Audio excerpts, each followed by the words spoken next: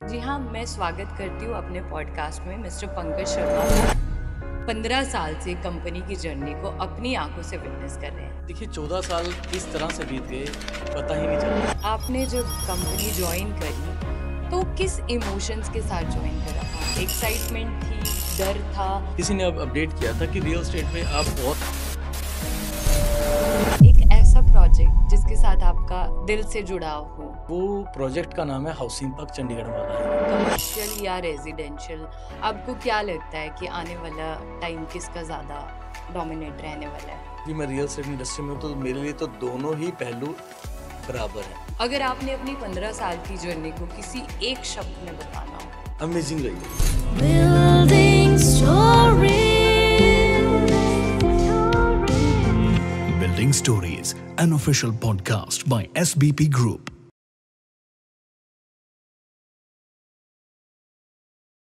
नमस्ते दोस्तों, स्वागत है आपका एसबीपी ग्रुप के ऑफिशियल पॉडकास्ट बिल्डिंग स्टोरीज में। बिल्डिंग स्टोरीज एक ऐसा पॉडकास्ट जहां हम बात करते हैं बिल्डिंग्स की, बिल्डिंग के सिर्फ कंक्रीट या सिर्फ सीमेंट की नहीं, बल्कि उन इमोशंस की, उन सपनों की और उन कहानियों की जो हर ब्रिक के अंदर छुपी होती है। आज के एपिसोड में हमारे साथ एक बहुत ही स्पेशल गेस्ट है और मेरे लिए पर्सनली बहुत स्पेशल है। जो हमारे साथ जुड़े हैं आज के पॉडकास्ट में, वो कंपनी के साथ पिछले 15 साल से काम कर रहे हैं और हर बदलाव, हर उतार चढ़ाव को उन्होंने विटनेस किया है। जी हाँ, मैं स्वागत करती हूँ अपने पॉडकास्ट में मिस्टर पंकज शर्मा का, जो कंपनी में वाइस प्रेसिडेंट सेल्स के तौर पर काम कर रहे हैं और 15 साल से कंपनी की जर्नी को अपनी आंखों से विटनेस कर रहे हैं। पंकज जी, स्वागत है आपका हमारे पॉडकास्ट में। बहुत बहुत धन्यवाद शालू जी। आपकी तारीफ बिल्कुल आपकी खूबसूरती से मैच करती है। Thank you so much Pankaj ji. देखिए 14 साल किस तरह से बीत गए पता ही नहीं चला और आज मेरा 15वां साल चल रहा है एसबीपी ग्रुप में। एक तो आपको सबसे पहले बहुत ज़्यादा मुबारकबाद कि आपने एक कंपनी में इतने ज़्यादा लंबे समय से काम कर रहे हैं, जो एक बहुत ही बड़ी बात है। शालू जी हर एक एम्प्लॉय को ना सबसे ज़रूरी चाहिए होती है देखिए पैसा भी चाहिए होता है बट सबसे पहले ज़रूरी चाहिए होती है रिस्पेक्ट, जो एसबीपी ग्रुप हर एक एम्प्लॉय को देता है। अपॉर्चुनिटी देता है ग्रोथ करने की, आपको फ्रीडम देता है, आपके आइडियाज़ को जो है इम्प्लीमेंट्स होते हैं। अच्छा पंकज जी, मैं आपसे जानना चाहूँगी आपके आपके 15 साल का करियर एसबीपी ग्रुप में, अगर आपने अपनी 15 साल की जर्नी को किसी एक शब्द में बताना हो? तो मैं बहुत एक छोटा-सा वर्ड है अमेज़िंग कहूँगा। मैं जो एसबीपी ग्रुप में मैंने काम किया, जो लाइफ़ है अमेज़िंग रही है। हर एक ज़रूरत, हर चीज़ पता नहीं किस तरह से निकल गई, कैसे हो गया और पता नहीं चल रहा। आज मुझे लग भी नहीं रहा कि 15 साल हो गया। मुझे ऐसा लगा कि आज से 15 साल पहले एक बीपीओ से इंडस्ट्री से पर्सन ने इसलिए स्विच किया कि मैं जो है नाइट शिफ्ट नहीं करना चाहता और रियल एस्टेट में मुझे एक डे शिफ्ट आएगी, इसलिए मैंने जॉइन किया था। मैं रियल एस्टेट बाय चॉइस नहीं बाय चांस आया था। ओके। अच्छा पंकज जी, आपने जब कंपनी जॉइन करी, तो किस इमोशंस के साथ जॉइन करा था? एक्साइटमेंट थी, डर था या फिर चल यार देख लेंगे, जो होगा देखा जाएगा? सच कहूँ तो शालू जी जब मैंने रियल एस्टेट जॉइन किया तो मुझे सच में किसी ने अब अपडेट किया था कि रियल एस्टेट में आप बहुत अच्छा एक सेल्स में रहकर अच्छे एक इनकम जनरेट कर सकते हैं। जब मैंने जॉइन किया था तो उस समय तो मैं सिर्फ शिफ्ट्स की वजह से कि मैं डे शिफ्ट करना चाहता था इसलिए जॉइन किया था। तो जब काम करता रहा और समय के साथ एक्सपीरियंस आता रहा तो सेल्स मेरा पैशन बन गया। क्योंकि मैं पहले ही इससे पहले 6 साल कस्टमर सर्विसेज में था, तो मुझे कस्टमर से बात करने का बहुत अनुभव था, जो मुझे रियल एस्टेट में उसने बहुत ज़्यादा मदद की। तो आपका मतलब जो पुराना एक्सपीरियंस था बीपीओ का एक्सपीरियंस, उससे आपने फॉरवर्ड करा, कैरी फॉरवर्ड अपने इस एक्सपीरियंस के साथ? आपको कहीं न कहीं उस एक्सपीरियंस से कुछ सीखने को मिला, जब आप रियल एस्टेट सेक्टर में आए? बिल्कुल शालू जी, होता क्या था रियल एस्टेट में जब जो मेरी पुरानी कंपनीज़ में थे उस वहाँ पर पेशेंस सिखाई जाती थी। आप क्लाइंट को सुन लें, वहाँ पर कम्युनिकेशन सिखाया जाता था। तो कम्युनिकेशन की इतनी ट्रेनिंग्स अटेंड कर दी थी, तो रियल एस्टेट में सिर्फ़ और सिर्फ़ जो मुझे लगता है सबसे ज़रूरी चीज़ है, वो कम्युनिकेशन है। जी। तो वो कम्युनिकेशंस बाय चांस मैंने जिन कॉर्पोरेट्स के साथ काम किया था, वहाँ से सीखा हुआ था। प्लस उसके बाद जब मैंने उसको रियल एस्टेट की नॉलेज के साथ यूज़ किया, तो लोग मुझे एज़ अ एडवाइज़र समझने लगे, नॉट अ सेल्स पर्सन। अच्छा पंकज जी, मैंने देखा था कि मेरी भी कुछ सर्चिंग टीम है, तो हमने सर्च करा, आपने खालसा कॉलेज से अपनी हायर स्टडी करी है। तो आप अपने कॉलेज के दिनों में किस तरह के इंसान थे? एक लड़कपन था या फिर matured person? I am more into the politics, तो मैं इलेक्शंस या इन चीज़ों में बहुत ज़्यादा बिजी रहता था। एंड स्टडीज़ में मैं जो है एक मिडल था। मैं बहुत ज़्यादा ये नहीं कहूँगा कि I am a scholar, average. Average कह सकते हो आप। जी। एंड बहुत सारा टाइम लेख पे बिताया है। एंड लेख एक हमारा एक ये कह सकते हैं दिन में एक जैसे हमारा मील होता है, तो लेख भी मेरा लाइफ का एक पार्ट है जहाँ पर बहुत ज़्यादा टाइम मैंने स्पेंड किया। आपने तब कभी सोचा था कि आपने फ्यूचर में क्या करना है? टू बी वेरी फ्रैंक शालू जी, जैसे हम पंजाब में रहते हैं ना, पंजाब में पहला ड्रीम अब्रॉड का होता है, तो मैं बीच में बहुत समय अब्रॉड भी रहा हूँ। ओह! तो ये सारी जो चीज़ें हैं, आज मैं ये देखता हूँ कि आप जो सोचते हैं और लाइफ में जो होता है वो दोनों अलग होती है। समय के साथ सारी चीज़ें बदलती रहती हैं। अभी भी पंकज जी बहुत सारे लोग हैं प्रेफर करते हैं, फर्स्ट चॉइस होती है इनफैक्ट पंजाबियों की, कि हमारा बच्चा 12th कर लिया तो हायर एजुकेशन के लिए वीज़ा लगा लेते हैं, मतलब बैंड आ गए, 7 बैंड आ गए, कनाडा भेज दो जी, इंग्लैंड भेज दो। तो आप तो जाके आए, आपने फिर वापस आने का मन कैसे बनाया? ऐसा है कि कुछ मेरे फैमिली प्रॉब्लम थी, पेरेंट्स मेरे फादर साहब ठीक नहीं थे, तो इस ओके। वजह से मुझे वापस आना पड़ा।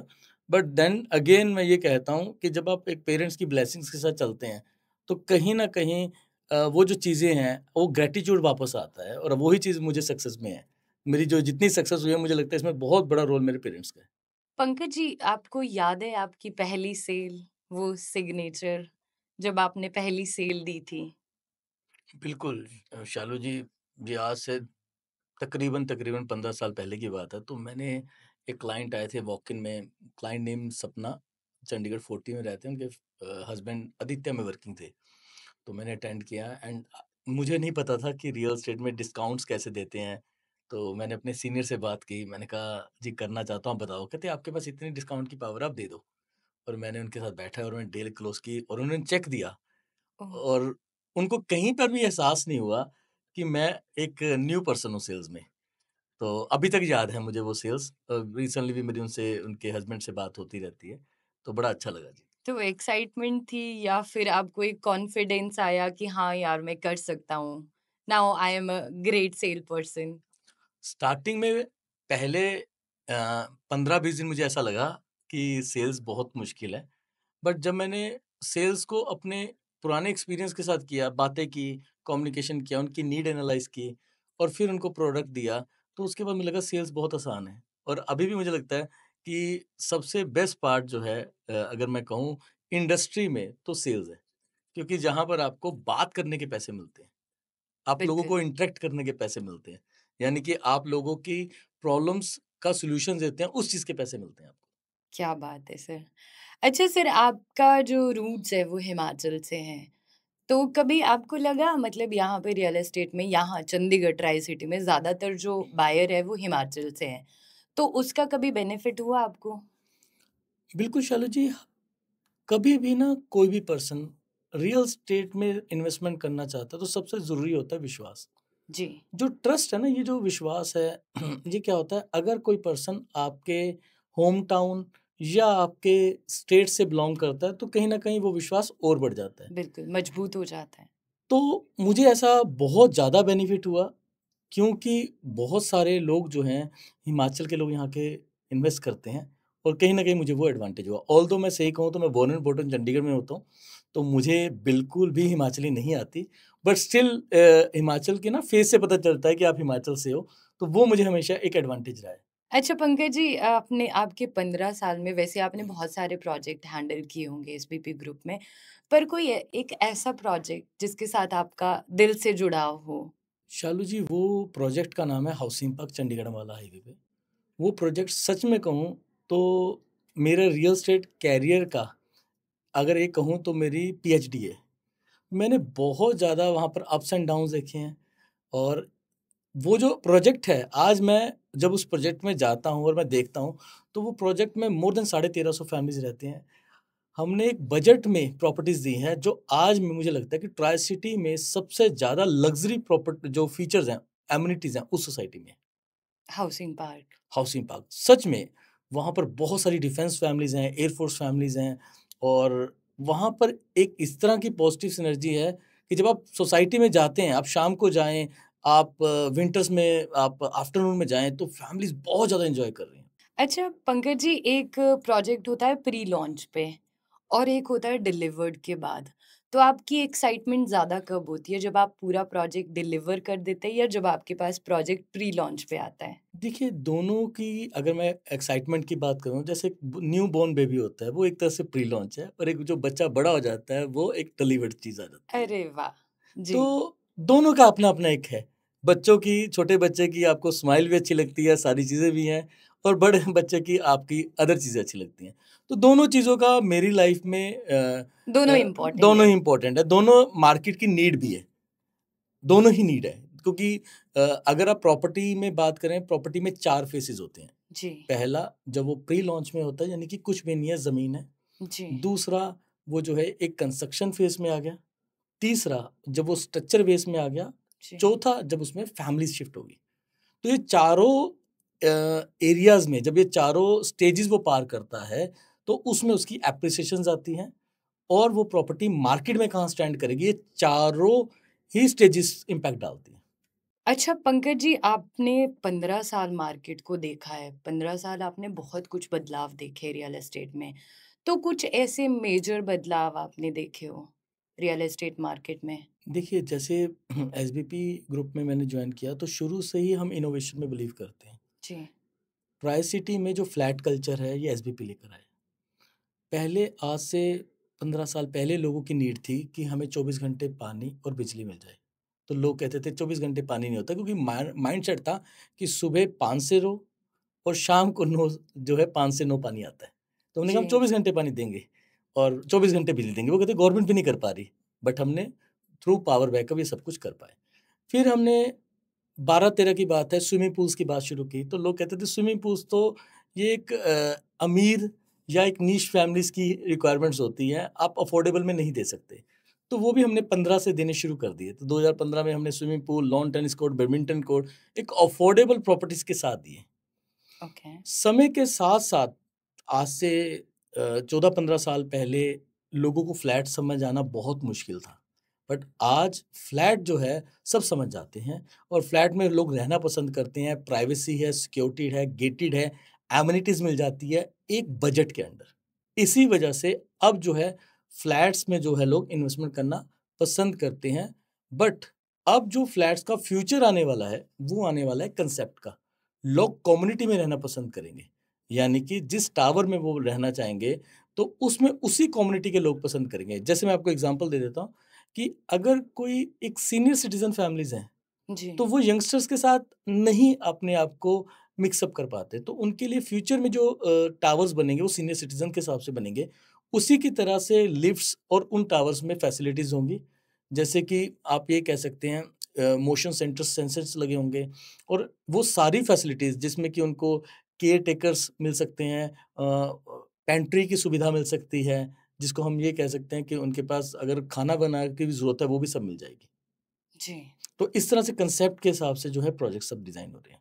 अच्छा, ये तो है रेज़िडेंशियल की बात। अगर हम वैसे ओवरऑल रियल एस्टेट की बात करें, ट्रेंड की बात करें, तो उसमें कितना बदलाव देखा है आपने?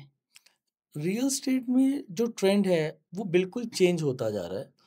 अब जो है लोग लग्ज़री प्रोजेक्ट्स में जाना पसंद कर रहे हैं, और वो घर के अंदर भी फीचर्स चाहते हैं, जैसे कि स्मार्ट होम्स चाहते हैं, और भी तरह के जो फीचर्स हैं, जो लग्ज़री हैं, वो चाहते हैं।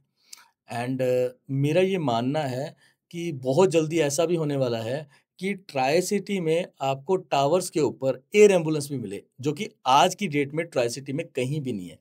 अभी तक हम सिर्फ जो है एम्बुलेंस सर्विसेज पे आ चुके हैं, और बहुत जल्दी ऐसा होगा कि आप ट्राई सिटी में जो है एयर एम्बुलेंस वाला प्रोजेक्ट भी देखेंगे। भगवान से दुआ करते हैं बहुत जल्दी ये टाइम आ जाए।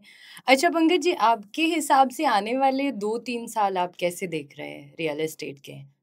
ओवरऑल सिनेरियो, चाहे वो इंफ्रास्ट्रक्चर है। शालू जी, होता क्या है, जो रियल एस्टेट है ना, ये सभी जो बेस होती है, ये बेस होती है कहीं ना कहीं कि मनी कहाँ से आएगी, पैसा कहाँ से आएगा। जी, 2015 में जैसे ही पे कमीशन आया, तो सडनली प्रॉपर्टी बहुत ही ज़्यादा जंप कर गई। अब जैसे आपने देखा होगा, करंटली गवर्नमेंट ने पे कमीशन जो है 6 जो है अनाउंस कर दिया है। तो पे कमीशन की वजह से जो नेक्स्ट ईयर 2026 से इम्प्लीमेंट हो जाएगा, तो बहुत सारा जो पैसा है एक एम्प्लॉय के पास आएगा। तो ये वो सारा पैसा जब मार्केट में आता है, तो रियल एस्टेट एक प्रेफर्ड ऑप्शन होता है, क्योंकि घर सबकी ज़रूरत है। जी। जैसे हम कहते हैं रोटी, कपड़ा और मकान सबकी ज़रूरत है, वैसे ही रियल एस्टेट में बहुत ज़्यादा अच्छी इन्वेस्टमेंट्स आने लगी है, लोगों की लोन एलिजिबिलिटी बढ़ जाएगी।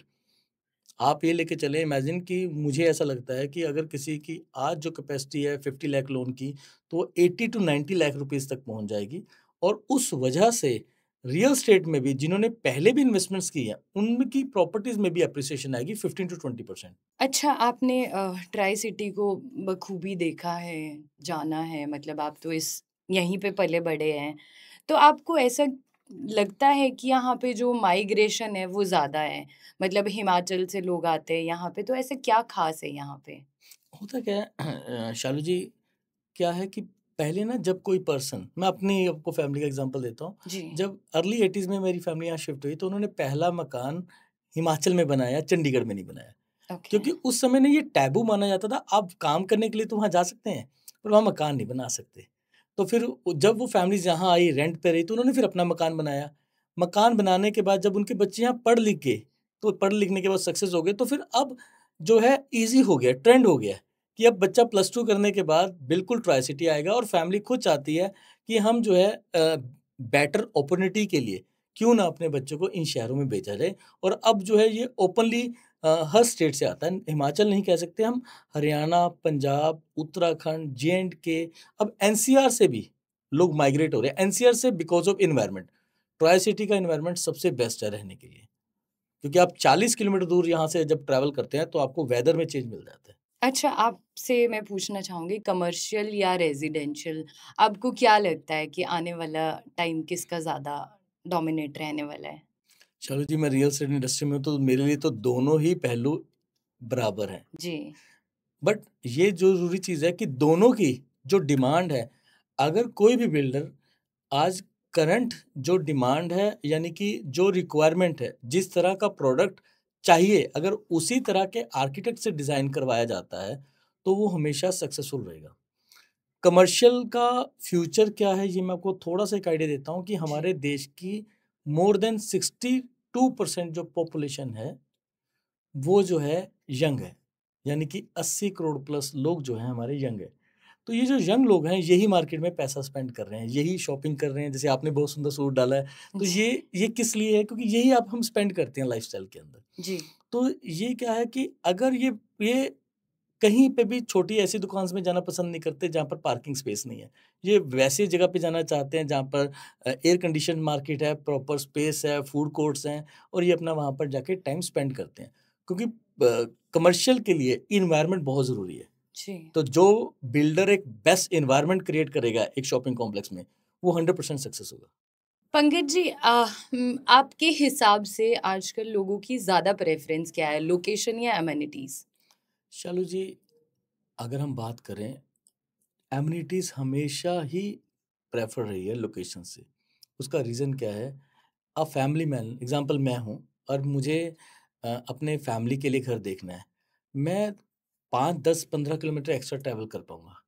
बट अगर मैं सिटी में प्रॉपर्टी देख रहा हूँ, लोकेशन तो है बट उसमें मेरे बच्चों के लिए पार्क नहीं है, गेम्स नहीं है, तो वो बहुत हमेशा ट्रबल रहता है। तो आजकल जितने भी फैमिली पर्सन्स हैं, वो ऐसी सोसाइटी में रहना पसंद करते हैं, जहाँ पर उसको उनकी फैमिलीज़ को पूरा एटमॉस्फेयर मिले। जैसे बच्चों के लिए park, swimming pool, gym, facilities, क्योंकि ना आज की डेट में जो बच्चे हैं, टू बी वेरी फ्रैंक, वो टेलीविज़न या मोबाइल देखकर बड़े हो रहे हैं। जैसे हम अपना बचपन देखते हैं, हम अपना जो है पार्क्स में खेलकर, जी। धूप में घूमकर बड़े हुए हैं। तो इस वजह से मेरे हिसाब से एमिनिटीज़ हमेशा एक इम्पोर्टेंट रोल प्ले करती हैं, रेदर देन लोकेशन। लोकेशन चाहिए, बट लोकेशन में ये ना हो कि आप एक शहर के अंदर रह रहे हैं और एक 2 एकड़ की साइट है, वहाँ पर कुछ भी नहीं है।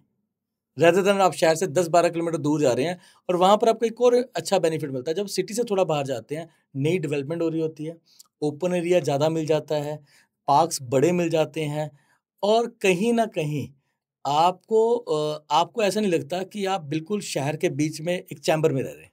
जी। अच्छा, पंकज जी, आपने देखा है अभी जब तब ये नया ट्रेंड चल रहा है अफोर्डेबल का, लग्जरी का या सुपर लग्जरी, अल्ट्रा लग्जरी, तो भी आपको क्या लगता है मार्केट किस तरफ ज़्यादा जा रही है, अफोर्डेबल या लग्जरी?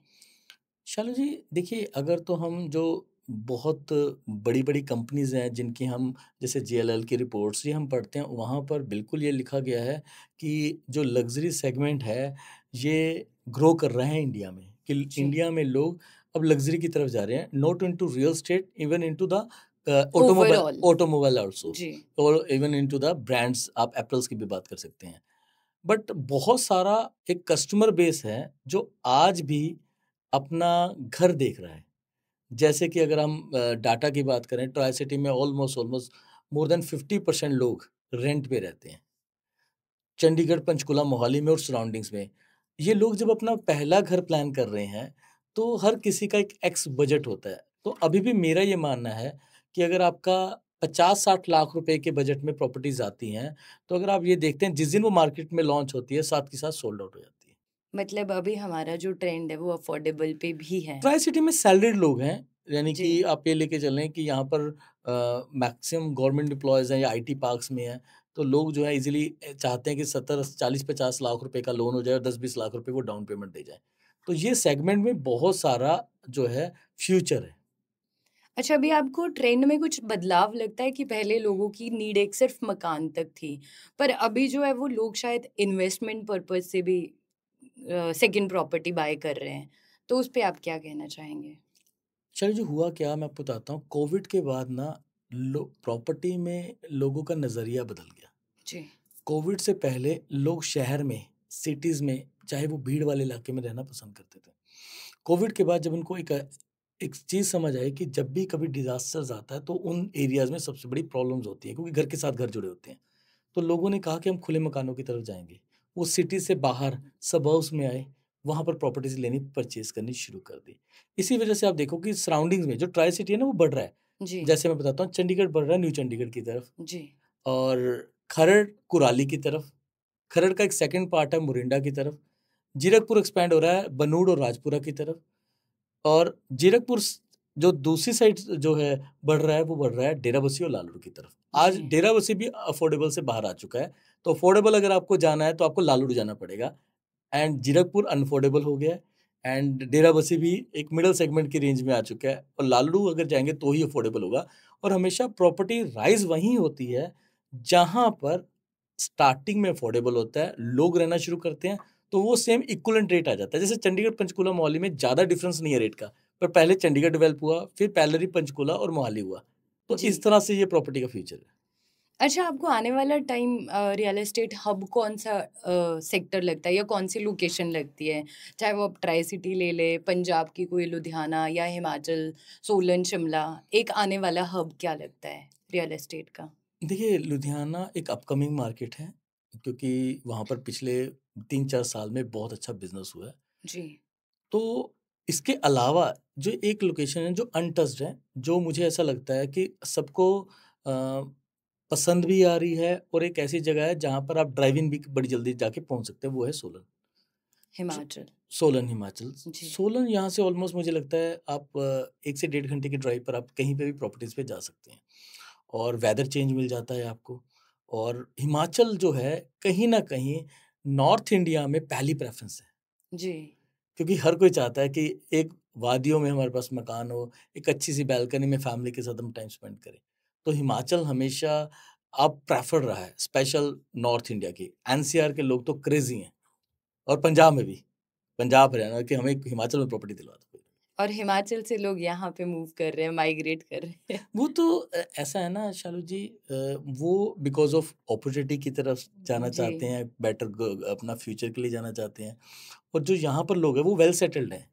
अब वो चाहते हैं कि पैसा बहुत कमा लिया, अब शांति चाहिए, तो शांति के सेकंड लिए होम। सेकंड होम, वो ना एक आप ये करके चलें कि कुछ 2 से 3 महीने के लिए समर्स में और विंटर्स में कुछ टाइम स्पेंड करते हैं। इवन आप ये इमेजिन नहीं करेंगे, हिमाचल के लोग भी यहाँ पर सेकंड होम ही रखते हैं। जो जी, अपर हिमाचल के लोग हैं, वो कभी भी आपको समर्स में यहाँ नहीं मिलेंगे, जी। अनटिल अनलेस के बच्चे स्टडी कर रहे हैं। वो आपको विंटर्स में, आप दिसंबर से उनकी माइग्रेशन शुरू होती है, दिसंबर टू फ़ेब वो यहाँ रहते हैं। अच्छा पंकज जी, एक सवाल है, मतलब बहुत सारे लोग जानना चाहते हैं, जैसे आप एक लेवल तक ऑलरेडी आप प्रेसिडेंट है सेल्स के कंपनी में। तो इसके बाद का फ्यूचर क्या है रियल एस्टेट में? शालू जी, जो रियल एस्टेट का जो फ्यूचर है, एग्जांपल लाइक जैसे मुझे इतना एक्सपीरियंस हो गया है, रियल एस्टेट में ना फ्यूचर में प्रोफेशनल एडवाइजर्स चाहिए। जी। सेकेंडली क्या है, आज की डेट में कोई भी जो यहाँ पर कल्चर है वो एमएनसीज का कल्चर्स नहीं है, कॉर्पोरेट कल्चर्स नहीं है। लाइक जी। मैं कहूँ तो ट्राई सिटी में और इस अपने रीजन्स की बात करें तो SBP is the only company जो ट्रेनिंग में अपना पैसा स्पेंड करती है, एम्प्लॉय को एंगेजमेंट में पैसा स्पेंड कर रही है, यानी कि वो एम्प्लॉय के स्किल्स को इन्हांस करती है। तो फ्यूचर में इस तरह के जो है रोल मॉडल चाहिए जो कि रियल एस्टेट की इंडस्ट्रीज में बिल्डर्स को गाइड कर पाएँ कि आप किस तरह से अपने एम्प्लॉय को एंगेज करें, ट्रेन करें और प्रोजेक्ट प्लानिंग करके दें उनको। यानी कि उनको फ्यूचर कैसे है, क्योंकि आज की डेट में ये बहुत ज़रूरी चीज़ें हैं और बिल्डर भी चाहते हैं कि हमें कोई ऐसे प्रोफेशनल्स चाहिए जो पूरा का पूरा प्रोजेक्ट प्लान करके दे दें हमें। पंकज जी, आप बताएं, आज जो यंग प्रोफेशनल्स हैं, क्या उनको रियल एस्टेट में अपना फ्यूचर बनाना चाहिए, या उनके लिए कितना ज़्यादा इम्पोर्टेंट हो सकता है रियल एस्टेट? शालू जी, देखिए, रियल एस्टेट एक बहुत बड़ा मैं ये कहूँगा क्योंकि मैं खुद जो मेरा कैरियर है वो रियल एस्टेट से बना है, तो जी। मैं ऑब्वियसली मेरी प्रेफ़रेंस है कि हर कोई पर्सन रियल एस्टेट में आए।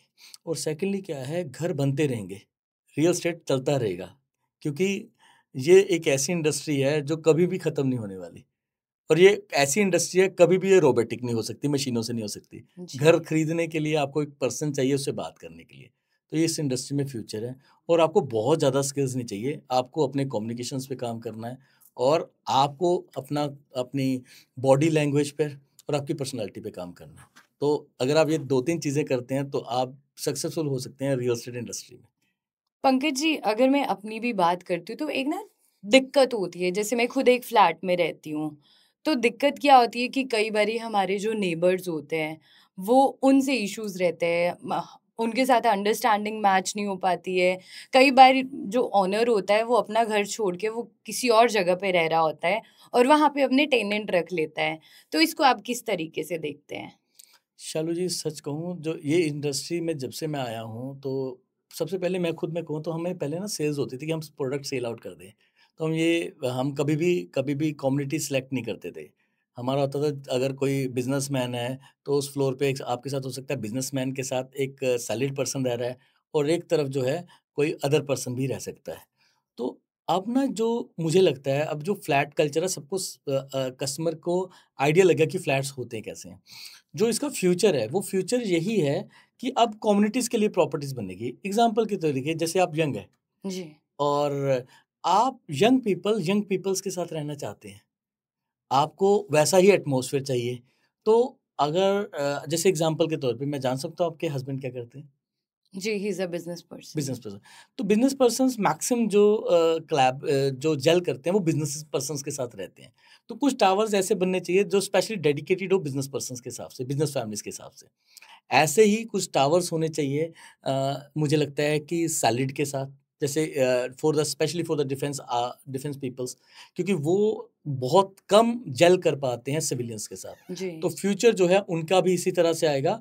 एंड ये फ्यूचर भी क्या होगा, मैं आपको इसका जो मैं समझता हूँ या मेरा एक एक्सपीरियंस कहता है कि उस टावर्स के अंदर अगर फ्यूचर में जो लोग रेंट पे भी रहना चाहते हैं तो उन्हीं कैटेगरीज के लोगों को ही प्रॉपर्टी रेंट पे मिलेगी। यानी कि अगर आप डिफेंस से हैं तो आपका जो नेबर है, चाहे वो टेनेंट भी आएगा, वो भी डिफेंस से होगा, ना कि वो किसी को भी दे सकते हैं, कॉलेज स्टूडेंट्स को। तो ओके। जब ये चीज़ें होनी शुरू होगी तो ये जो प्रॉब्लम्स हैं, ये मैं ये नहीं कहता कि ये 100% सॉर्ट आउट हो जाएगी, बट आज जो ये 50% 60% है, ये 5 to 7% रह जाएगी। ऐसा कोई कॉन्सेप्ट है अभी तक कहीं पे स्टार्ट हुआ हो ये वाला कॉन्सेप्ट? सीनियर सिटीजन ऑलरेडी हो चुका है, एनसीआर में हो चुका है और बहुत जल्दी ट्राई सिटी में एसबीपी भी इंट्रोड्यूस करने वाला है। इसके अलावा डिफेंस से रिलेटेड काफ़ी सारे प्रोजेक्ट्स हैं ऑल ओवर इंडिया में। जी। आप पंचकुला बी सेक्टर में है, एडब्ल्यूएचओ की सोसाइटी है, वहाँ पर जी। डिफेंस पीपल है। बट ना आज की डेट में मैंने एक चीज़ देखा है कि बाद में कोई कंडीशंस नहीं होती कि वहाँ पर कोई भी रेंट पे आ सकता है। अगर ये कंडीशंस रखनी शुरू हो जाएगी, आप एग्ज़ाम्पल मैं आपको देना चाहता हूँ कि जी। आप एक डिफेंस पर्सन फैमिली से बिलॉन्ग करती हैं, उनकी ना माइग्रेशंस बहुत रहती है, यानी कि आफ्टर 3 इयर्स उनको कहीं न कहीं पोस्टिंग हो जाती है और समटाइम्स पीस एरिया में होती है, समटाइम नॉन पीस में होती है।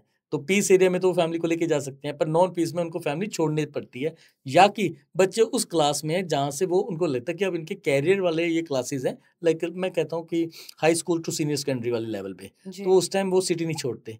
अब उस सिटी में अगर उनको प्रॉपर्टी चाहिए रेंट पर, और पर्सन यही देखेगा कोई ऐसी सोसाइटी जहाँ पर डिफेंस के लोग रहते हो, क्योंकि उनको गवर्नमेंट अकोमोडेशन तो मिल नहीं पाती जी है, तो वो वहाँ पर देखेंगे, और वैसी प्रॉपर्टीज अगर होंगी तो पहले ही कोई पर्सन अगर ट्राई सिटी में पोस्टिंग आ रहा है या उसने अपनी ट्राई सिटी में फैमिली को छोड़ना है तो उसके लिए बहुत ईजी हो जाएगा। तो मुझे लगता है कि फ्यूचर ऐसा आएगा कि वेटिंग लिस्ट में होंगे लोग उस टावर्स के अंदर कि हमें चाहिए, और उनकी आप ये कह सकते हैं first come first serve base पे उनको जो है मुझे लगता है कि रेंट पे भी मकान मिलेगा। आपके टेनेंट्स ऐसे होंगे कि चूज किए जाएंगे, ना कि बाय चांस आ जाएंगे। पंकज जी, आपसे मैं टेक्नोलॉजी के बारे में पूछती हूँ। पहले आपने जब स्टार्ट करा होगा रियल एस्टेट में, तो टेक्नोलॉजी इतनी डेवलप नहीं थी। अभी क्या है, एआई है, वर्चुअल टूर्स है, वॉक थ्रूज है, जो आप बैठे बिठाए अपने क्लाइंट को दिखा सकते हैं। तो उससे आपको कितना बेनिफिट मिला है? बहुत है। मैं अगर स्टार्टिंग की बात करूं, एक A3 ब्रोशर से हमने शुरू किया था, लीफलेट्स पे हम प्रॉपर्टी सेल आउट करते थे। जी आज हम कहें तो टैबलेट्स पे प्रेजेंटेशंस देते हैं, walk throughs multiplex kind of screens पे हम बता रहे हैं, कॉन्फ्रेंस रूम्स में प्रेजेंटेशंस हो रही हैं, एंड बिल्कुल ही बदल गया है। अब जो मैं ये फ्यूचर भी कहूँ तो आप बहुत जल्दी आपको सेल्स ऑफिस की, पहले हम सेल्स ऑफिस कहते थे, आज हम एक्सपीरियंस सेंटर्स कहते हैं। तो एसबीपी ने भी बहुत सारे एक्सपीरियंस सेंटर्स बना लिए हैं। जी तो वो जो एक्सपीरियंस सेंटर्स हैं, वहाँ पर आपको रियली जो है वो कहते हैं कि आप अपना, हम जो आप प्रॉपर्टी परचेज करना चाहते हैं उसको एक्सपीरियंस करें, उसके बाद आप डिसाइड करें कि आपको वो प्रॉपर्टी लेनी है या नहीं लेनी। तो इस तरह जो है आज की डेट में काम हो रहा है, और एआई बहुत बड़ा रोल प्ले कर रहा है। वो कहीं न कहीं जो उसको आज से 4 साल बाद प्रॉपर्टी डिलीवर होनी है, वो उसे आज आइडिया दे देता है। एक 90% एक आइडिया मिल जाता है कि मेरा घर किस तरह से बनेगा, वो सोसाइटी कैसे बनेगी। इसी वजह से वॉक थ्रूज़ आज की डेट में बन रही है। मुझे लगता है माहौल थोड़ा-सा सीरियस हो गया है, बहुत ज़्यादा सीरियस वाली बातें हो गई है, तो एनवायरनमेंट को थोड़ा-सा कूल डाउन करने के लिए आपके साथ एक रैपिड फायर राउंड हो जाए। आपको फटाफट एक लाइन में आंसर करना है पंकज जी। कोई बात नहीं, चलो जी। मैं बिल्कुल आपकी स्माइल की तरह ही आपको आंसर्स दूँगा एक ही लाइन में। जी। अच्छा, आपके हिसाब से प्रेफर्ड आपके लिए कोठी या फ्लैट? सोसाइटी में कोठी। Complicated. Client call at 9 AM या चाय at 9 AM? Client call at 9 AM। Professional. Luxury home या स्मार्ट होम? Smart home. पहला घर या पहली सैलरी? पहला घर। आपकी सेल का सीक्रेट, पेशेंस या प्रेशर? पेशेंस। अगर रियल एस्टेट एक फिल्म होती, आपका क्या रोल होता? I am a director. Boss को इम्प्रेस करना इजी है या क्लाइंट को? बहुत टफ क्वेश्चन है। दोनों के लिए पेशेंस चाहिए। Favourite real estate word, inventory, deal या possession? Possessions. Biggest property myth जो लोग मानते हैं? बिगेस्ट प्रॉपर्टी में लाइक डिलीवरी लेट हो जाना, कि प्रॉपर्टीज में डिलीवरी लेट होगी, पोजीशंस लेट होगी, या जो कमिटमेंट्स हैं वो पूरी नहीं हो पाएगी। आप इसको कितना अग्री करते हैं? टू बी वेरी फ्रैंक, ये ऐसा हुआ है, but not in SBP group, but future जिस तरह से रेरा कंप्लायंस हो गए हैं, तो अब ये जो पॉसिबिलिटीज़ हैं वो बहुत कम रह गई हैं। हिमाचल के हिल्स या चंडीगढ़ की वाइब? हिमाचल की हिल्स। अभी भी दिल में हिमाचल बसता है। हाँ, बिकॉज हिमाचल से हैं तो कहीं ना कहीं वाइब्स तो आती है। आज भी जा रहा हूँ वैसे हिमाचल। अरे, अच्छा, डील क्लोज करना ज्यादा थ्रिलिंग है या बोनस लेना? डील क्लोज करना, क्योंकि डील क्लोज होगी तभी बोनस मिलेगा। अच्छा, सेल को क्लोज करना ज्यादा इजी है या वाइफ को शॉपिंग कराना? सेल को क्लोज करना ज़्यादा इजी है, वाइफ के साथ शॉपिंग तो बहुत ये आपकी वाइफ सुन रही है पॉडकास्ट और वो आपको कल ही शॉपिंग के लिए ले जाने वाली है। वैसे सच कहूँ तो हम आज ही जा रहे हैं, तो ये अच्छा, पॉडकास्ट से बात हो सकता है कि वो कंप्लीट करें मुझे। एक सेलिब्रिटी जिसको आप अपनी कंपनी का ब्रांड एम्बेसडर बनाना चाहते हो? मैं सच कहूँ, मैं करीना कपूर का बहुत बड़ा फ़ैन हूँ। सैफ अली खान सुन रहे हैं? बिल्कुल सुन ले, क्योंकि अब मैं बताता हूँ, जब मैंने एसबीपी ज्वाइन किया तो जो हाउसिंग पार्क का ब्रोशर था, तो वो करीना कपूर मैम आए थे, तो उन्होंने जो है उसका इनॉग्रल किया था। That time I am fan of Kareena Kapoor. अच्छा, अगर आपको अपने लिए एक टैगलाइन लिखनी हो, डेडिकेट करनी हो, जैसे एसबीपी ग्रुप की थी पहले वेयर लाइफ चेंजेस, अभी ग्रोथ इंस्पायर्ड बाय पैशन, तो आपके लिए क्या सुटेबल है? घर मतलब एसबीपी। पंकज जी मतलब सेल्स के बादशाह। Sales means patience. Pankaj ji आपके साथ ये वाला गेम खेल के सच में बहुत मजा आया, आपके बारे में बहुत कुछ जानने को मिला। बिल्कुल शालू जी, जब हम कभी भी किसी भी तरह की गेम खेलते हैं, तो गेम खेलने से आपको खुशी होती है। वो अब आज हम इतने बिज़ी हो गए हैं कॉर्पोरेट लाइफ़ के अंदर, तो समय नहीं मिल पाता। तो जी। मुझे भी बहुत अच्छा लगा कि आपने मेरी 15 साल की यादों को जो है मैं जो दोबारा से मुझे याद करा दिया कि कहाँ से मैंने करियर स्टार्ट किया था, क्या-क्या चीज़ें हुई। मुझे भी बड़ी खुशी हो रही है कि आपके साथ ये पॉडकास्ट करके मुझे भी एक डिफरेंट एनर्जी मिल रही है। अच्छा, हम अब हमारे जितने भी गेस्ट आते हैं पॉडकास्ट में उनसे एक सवाल पूछते हैं, एक मोमेंट, तो वो मैं आपसे पूछना चाहूँगी, आपका एसबीपी मोमेंट, एक खास मोमेंट क्या रहा 15 सालों में? मेरा जो बेस्ट मोमेंट रहा, जिसको मैं ये कह सकता हूँ कि मैं कभी भी भूल नहीं पाता, तो 2015 में जब मैं हाउसिंग पार्क में प्रमोट हुआ था as a project head, okay. तो वो मोमेंट मैं बिल्कुल नहीं भूल पाता और वो वहीं से मेरी रियल एस्टेट की जो है जर्नी स्टार्ट हुई थी। Game changer game project. Changer, बिल्कुल that is a game changer. जी। अच्छा पंकज जी, आप क्या एडवाइस करना चाहेंगे जो हमारा पॉडकास्ट देख रहे हैं, सुन रहे हैं उनके लिए, या फिर जो प्रॉपर्टी के लिए ढूँढ रहे हैं अभी भी? शालू जी, ऐसा है कि अगर कोई भी पर्सन रियल एस्टेट में अपना फ्यूचर का घर देख रहा है या इन्फॉर्मेशन लेना चाहता है, तो उसको ज़रूर इस तरह के पॉडकास्ट देखने चाहिए, क्योंकि आज किसी के पास इतना टाइम नहीं है कि वो वीकेंड्स के अंदर डिफरेंट डिफरेंट प्रॉपर्टीज़ में जाए और समझे। इन पॉडकास्ट के थ्रू उनको नॉलेज मिल जाती है, वो अपने कुछ पॉइंट्स बना सकते हैं बिफोर बाइंग अ प्रॉपर्टी। अगर कोई यंगस्टर इस पॉडकास्ट को देख रहा है और वो चाहता है कि मुझे अपना कैरियर बनाना है, तो इस पॉडकास्ट में से वो कुछ लर्निंग लेकर भी आगे काम कर सकते हैं। जी। पंकज जी आपके साथ बात करके बहुत पॉजिटिव वाइब्स आई, आपके साथ बहुत कुछ सीखने को मिला। आई एम श्योर लोगों ने बहुत कुछ सुना है, बहुत कुछ समझा है, और आपके जो ये वाला हमारा पॉडकास्ट है, इससे बहुत सारी नॉलेज गेन करी होगी। तो थैंक यू सो मच, आप इतना कीमती टाइम लेकर हमारे पॉडकास्ट में आए, हमें बहुत अच्छा लगा। थैंक यू सो मच शालू जी। अगर आपको हमारा पॉडकास्ट पसंद आया है तो प्लीज़ लाइक करें और हमारे चैनल को सब्सक्राइब करें। इसी तरह की कहानियों के लिए और इसी तरह की नॉलेज शेयरिंग के लिए आप हमारे साथ जुड़े रहें एसबीपी ग्रुप के साथ। तब तक के लिए आपके साथ अगले हफ्ते फिर मुलाकात होगी। Thank you so much.